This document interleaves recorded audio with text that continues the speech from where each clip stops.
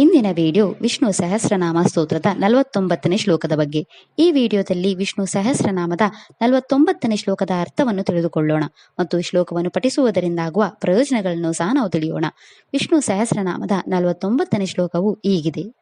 ಸುವ್ರತ ಸುಮುಖ ಸೂಕ್ಷ್ಮ ಸುಘೋಷ ಸುಖದಾಸುರು ಮನೋಹರೋ ಜಿತ ಕ್ರೋಧ ವೀರ್ಬಾಹುರ್ವಿದಾರಣ.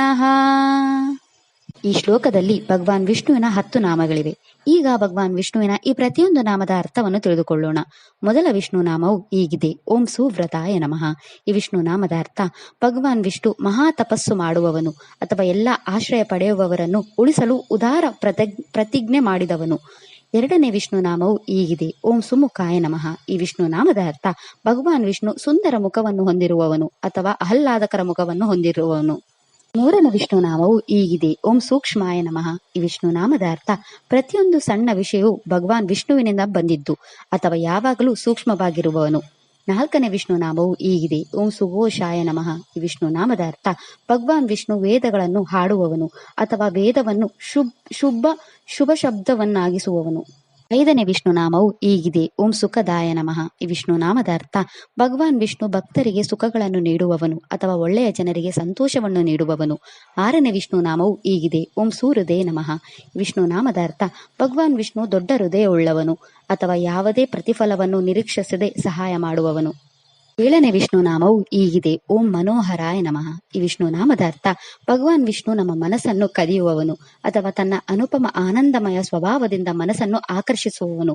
ಎಂಟನೇ ವಿಷ್ಣು ನಾಮವು ಹೀಗಿದೆ. ಓಂ ಜಿತಕ್ರೋಧಾಯ ನಮಃ. ಈ ವಿಷ್ಣು ನಾಮದ ಅರ್ಥ ಭಗವಾನ್ ವಿಷ್ಣು ಕೋಪವನ್ನು ನಿಯಂತ್ರಿಸುವವನು ಅಥವಾ ಕೋಪವನ್ನು ಜಯಿಸಿದವನು.